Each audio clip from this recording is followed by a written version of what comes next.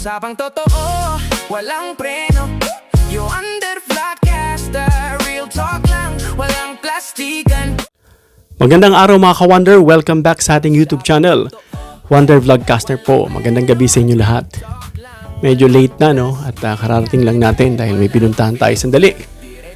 Well, maganda itong pag-uusapan natin. Ayon sa isang dating senador, no, itong senador na to ay naging Senate President na. Mahusay itong senador, lalo na bago siya magtapos sa kanyang termino ay maganda po ang kanyang iniwan. No? Talagang may wisdom yung mga naririnig mo sa kanya, mga ka-Wonder. Pero bago yan, mga ka-Wonder, hinihiling ko sana na i-subscribe niyo po ang ating YouTube channel, Wonder Vlogcaster po. Please subscribe, libre po yan. May button po na subscribe dyan. Pag pindot nyo, lalabas yung bell at piliin niyo po yung all. Marami po salamat. Itong dating senador, mga ka-Wonder, ay meron siyang sinabi, no? Na actually siya ay kapanayam dito sa isang channel din, no? Nakalimutan ko na yung pangalan ng isa, no? At hiniram natin itong video ni Ka-Coffee. Na yan. Tapusin na yan kasi marami nangyayari sa ibang lugar ng mundo eh. Marami.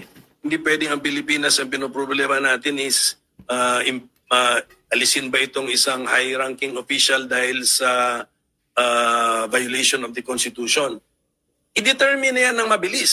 So, tapusin na House of Proceedings sila, pasa na sa Senate yan, and then the Senate, let's say, before the year ends na 2026, dapat tapos na. Bilisan na, para may decision na. So, Senator, di kayo agree na i-suspend o temporary? Terminate. Huwag muna ituloy ang impeachment niyan. Hindi, tapusin na. Tapusin na. Umpisahan na eh. Oh, correct. Lalo, kaya nga, ang spirit ng aking argumento is, do not delay this highly political issue anymore. Finish it. Pass your papers. Mabilisan na. Guilty or not guilty. Tapusin na.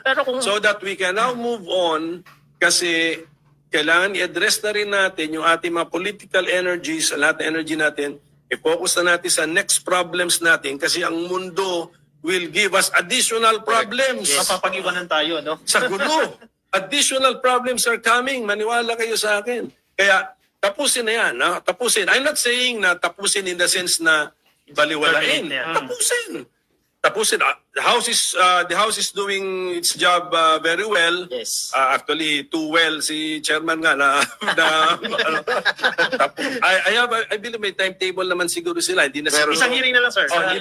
hindi na siguro to mag 2 to 3 weeks. Hindi na. Tapos na. 1 week na lang. Okay. Bigay na nila sa Senado and then I hope and pray ang Senado focus all their energies dyan, palabas na lahat ng ebidensya, arguments, memorandum, decide. Mga ilang buwan kaya yan. Tanggapin ng taong bayan ang desisyon. Guilty or not guilty, that's it. Pero kung ikaw, Senator, nakaupo ka ngayon halimbawa, tapos umakyat sa Senado, anong iboboto mo? Guilty or not guilty? Yan, wag tayo lalo na ganito, ang tamang attitude, kahit interviewin nyo yung incumbent senator, since hindi pa naman nag-umpisa ang trial, ang tamang attitude nila o tamang sagot, wala akong masagot ngayon kasi wala yung ebidensya. Oo, kasi yung sa tingin, yung naririnig ninyong ebidensya na hinahanda na ng House, it doesn't mean, that means that yan ang ipipresent na ebidensya sa Senate, it doesn't mean na accepted na evidence yan. Correct. Okay? Correct. And then, what is the weight? Dalawa yan eh. Pag-present na ebidensya, ito ba ay katanggap-tanggap na ebidensya o disqualified na ebidensya? Ayan eh. Pagkatanggap-tanggap, okay, kasama yan sa ating i-consider. Anong bigat nito? What is the weight? So sa ngayon, kahit imagining ko na senador ako, wala pa ebidensya. I should not say anything, di ba? I should not say anything. Wala pa ebidensya eh. Historically, sir, gaano tatagal sa Senado yan bago magkaroon ng judgment? Assuming may pasa ng May.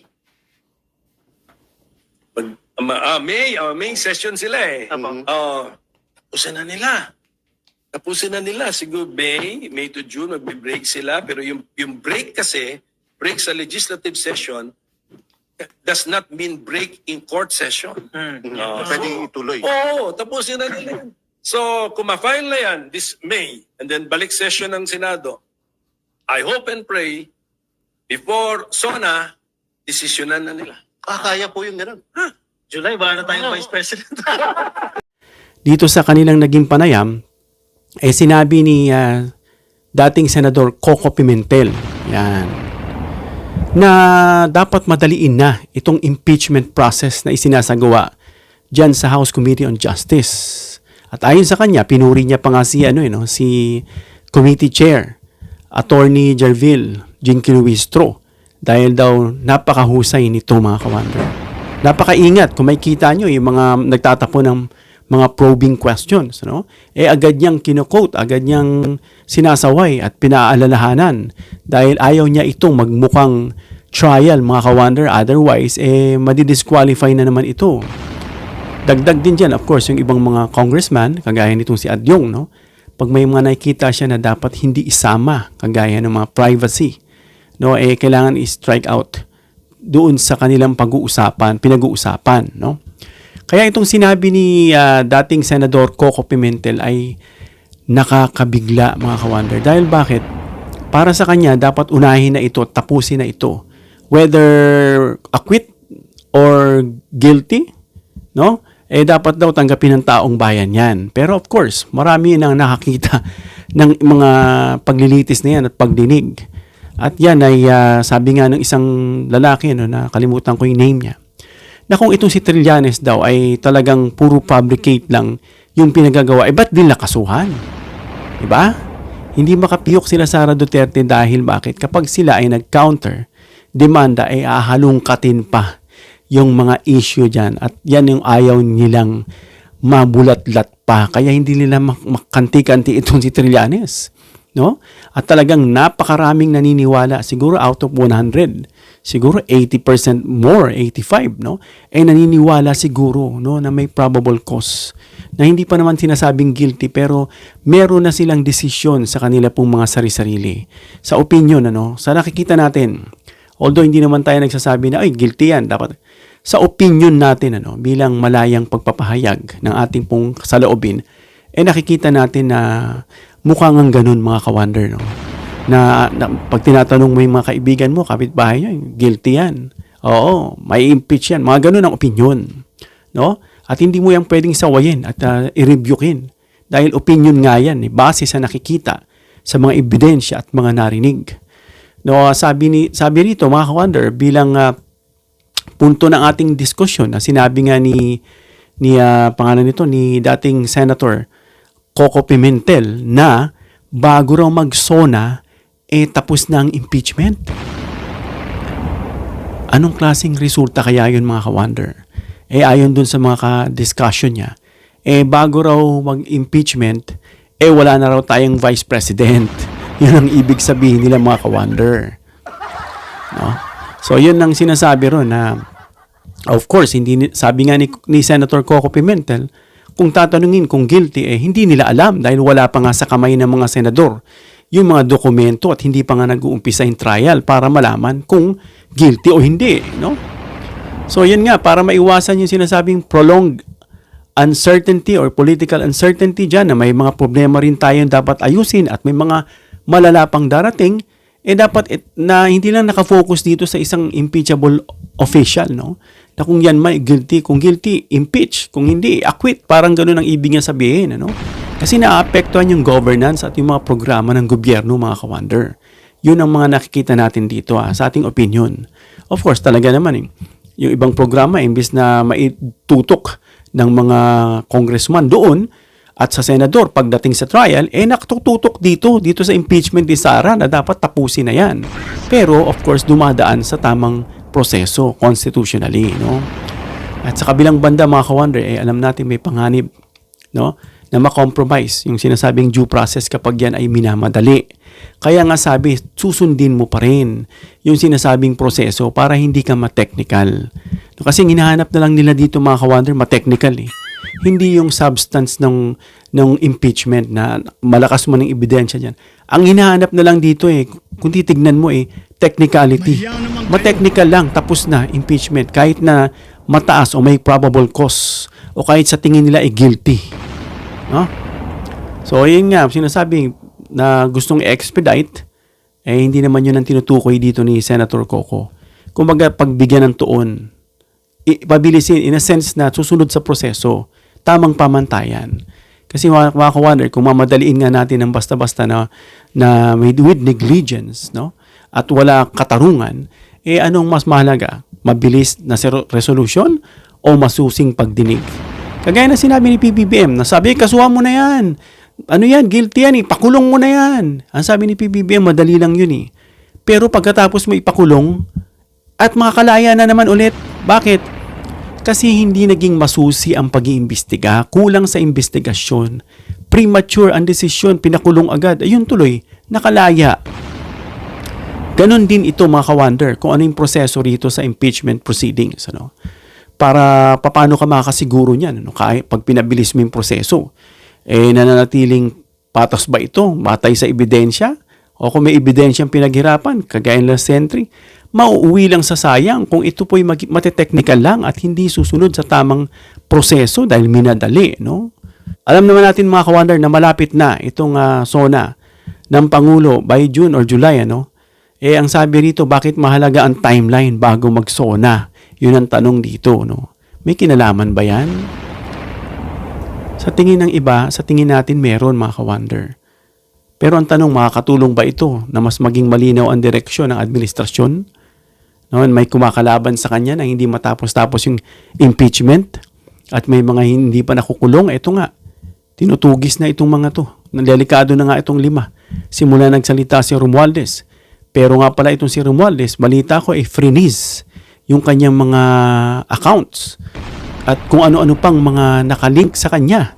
Freeze kasi nga, ayon dito sa korte, nakita na parang mastermind daw itong si Romualdez. At sabi ng mga ibang content creators at saka ibang mga naririnig natin, bumabawi daw si PBBM. Dahil mukhang idinadawit niya nga si PBBM. Kung mapapansin niyo mga ka-wonder, no offense no hard feeling sa inyo dyan na sumusuporta kay Kong Martin. Kasi as much as possible, susuportahan natin siya. Dahil siya ay nasa panig ng administrasyon. Pero then again, pag guilty pa may ginawang kasalanan, hindi dapat na kakampihan mo. Mali naman yun. Kaya may nakita ako dyan, nagsalita ako, nagalit sa akin eh. Kasi bakit? Para sa bayan tayo. Para sa katotohanan. Para sa gobyerno tayo. At kung may mga mali, hindi natin dapat konsintihin dahil magiging kulto rin tayo kagaya ng DDS. No? Kaya nga, kasi siya tinitignan siyang mastermind at sinasabi niya rito yung command responsibility at nag-uumpisa raw yun sa executive level, sa phase. So parang sinasabi nga rito mga ka-wonder, indirectly, dinadamay niya yung Pangulong Marcos. No, sabi nga naman ng isang content creator, bumabawi sa'yo. Pinatrabaho ka na, pina-freeze na. No? Wala tayong masasabi dyan dahil yan ay naririnig lang natin, hindi natin alam. Hinahayaan ng Pangulo magtrabaho yung may mga hawak niyan. Ano? Yun na lang ang sagot natin. At isa pa, yung pag sinabing bago ba ito mag-SONA, magmumukhang politically motivated. No? Kumbaga, kailangan, bago ako magsalita, tapos na yung impeachment. Napakulong na itong mga to. For the sake lang yun lang ba? Hindi kailangan nasa tamang proseso pa rin para hindi masayang yung pinaghirapan mga ebidensya, paglakap, yung mga paghaharap dyan, lalo na yung mga naghihirap, para sure ball. Hindi pwedeng 3 points mo, pwede mo namang i-short range, masushoot mo ng diretso, pwede mo namang idaktak kung pwede. Basta sure ball lang. No? So yun nga, tinatanong nila, may epekto ba yan sa SONA? No? At yung papel dito ng media at opinion ng publiko, paano kung maapektuhan ng mainstream? At saka yung mga online commentators dyan, damay nyo na rin yung mga social media content creators na katulad namin, na yun nga yung pananaw nila. Dapat bang magkaroon ng mas malinaw na paghihiwalay ang balita at opinion?